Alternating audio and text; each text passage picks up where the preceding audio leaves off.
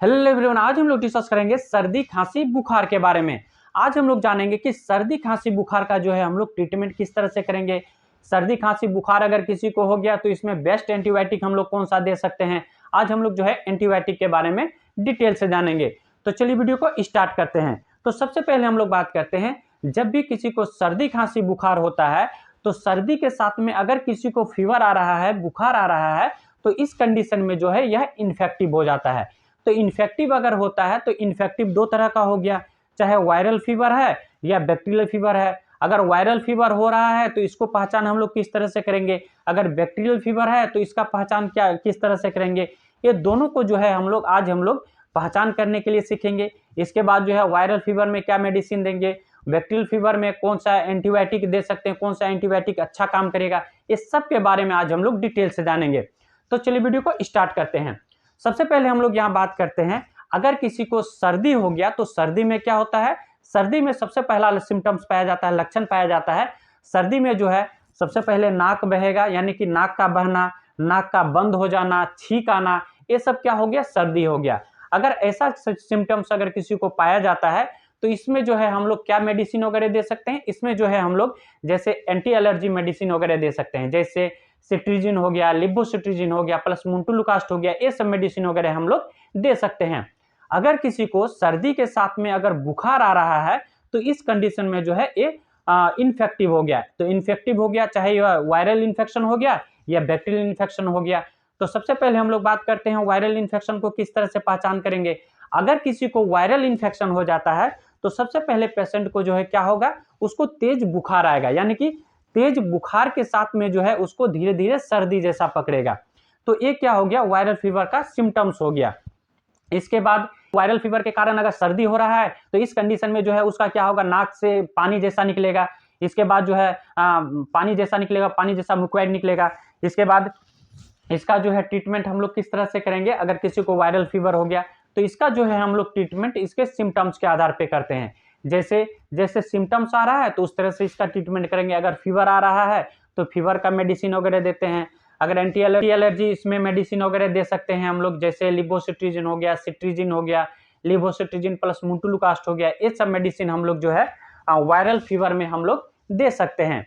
इसके बाद अगर कोई फ्लू वगैरह हो जाता है तो इस कंडीशन में हम लोग एंटीवायरल जो मेडिसिन होता है वो सब भी दे सकते हैं। इसके बाद हम लोग बात करते हैं, अगर किसी को सर्दी खांसी बुखार बैक्टीरियल इन्फेक्शन हो जाता है तो इसको किस तरह से पहचान करेंगे।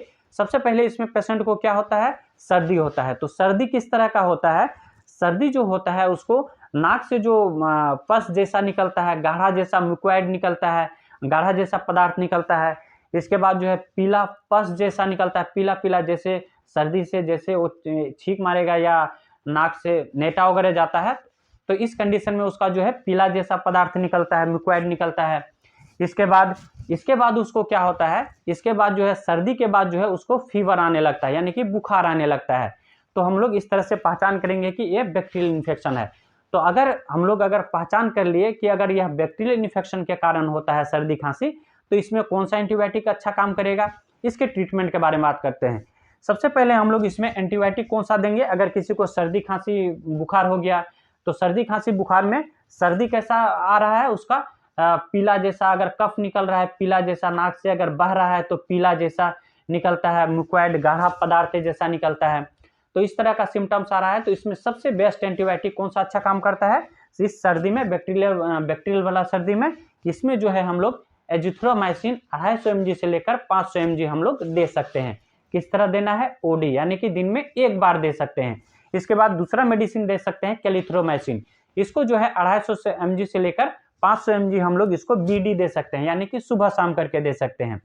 इसके बाद एजिथ्रोमाइसिन अभी देखा गया है कि इसका इतना यूज होने लगा है, इसमें भी जो है रेसिस्टेंट आ गया है। तो इसमें अगर दूसरा मेडिसिन का बात करते हैं तो कौन सा दे सकते हैं। दूसरा मेडिसिन हम लोग दे सकते हैं एमोक्सिक्लेब, यानी कि एमोक्सिसिलिन प्लस क्लूबिनिक एसिड मिला हुआ 625 mg में हम लोग बीडी सुबह शाम करके इस मेडिसिन को दे सकते हैं। एम्पिसिलिन भी दे सकते हैं बच्चों वगैरह को, जैसे बुजुर्ग और बच्चों में ये भी मेडिसिन सर्दी खांसी फीवर में अच्छा काम करता है। इसके बाद जो है थर्ड मेडिसिन रहेगा कोटिमोक्सोल। ये भी जो है सर्दी खांसी बुखार में जो है काफी अच्छा काम करता है। बैक्ट्रीम डीएस के नाम से आता है, सर्दी खांसी बुखार में काफ़ी अच्छा रिजल्ट रहता है इसका। इसके बाद जो है चौथा मेडिसिन हो गया लिवोफ्लॉक्सासिन। लिवोफ्लॉक्सासिन भी हम लोग दे सकते हैं। इसको किस तरह से दे सकते हैं, इसको जो है हम लोग ओडी यानी कि दिन में एक बार दे सकते हैं। 250 से 500 mg हम लोग ओडी दे सकते हैं, दिन में एक बार दे सकते हैं। इसके बाद मॉक्सिफ्लॉक्सासिन दे सकते हैं, 200 mg से लेकर 400 mg हम लोग इसको ओडी दे सकते हैं। ये जो है लिवोफ्लॉक्सासिन या मॉक्सिफ्लॉक्सासिन जो है हम लोग किस कंडीशन में देंगे, जब सीवियर कंडीशन हो, यानी कि जब ये सब मेडिसिन लेने के बाद आराम नहीं मिल रहा है, तब हम लोग जो आराम नहीं मिल रहा है तो इस कंडीशन में हम लोग लिवोफ्लॉक्सासिन या मॉक्सिफ्लॉक्सासिन दे सकते हैं, या अदरवाइज जो है एजिथ्रोमाइसिन या एमोक्सिक्लब में ये सब में ठीक हो जाता है। नॉर्मली रूप से ये सब में ठीक हो जाता है। अगर ज़्यादा सीवियर है तो हम लोग लिवोफ्लॉक्सासिन या मॉक्सिफ्लॉक्सासिन दे सकते हैं, ओडी दे सकते हैं, क्योंकि यह माइकोबैक्टीरियम में जो है माइकोबैक्टीरियम क्लास का बैक्टीरिया में ये भी काफ़ी अच्छा काम करता है। इस तरह से जो है हम लोग सर्दी खांसी बुखार में इस तरह से हम लोग ये सब एंटीबायोटिक दे सकते हैं। इस सब एंटीबायोटिक देने से काफ़ी अच्छा रिजल्ट मिलता है। तो आई होप वीडियो आप लोग को अच्छा लगा होगा। अच्छा लगे तो वीडियो को लाइक, सब्सक्राइब, कमेंट कर दीजिएगा। थैंक यू, धन्यवाद।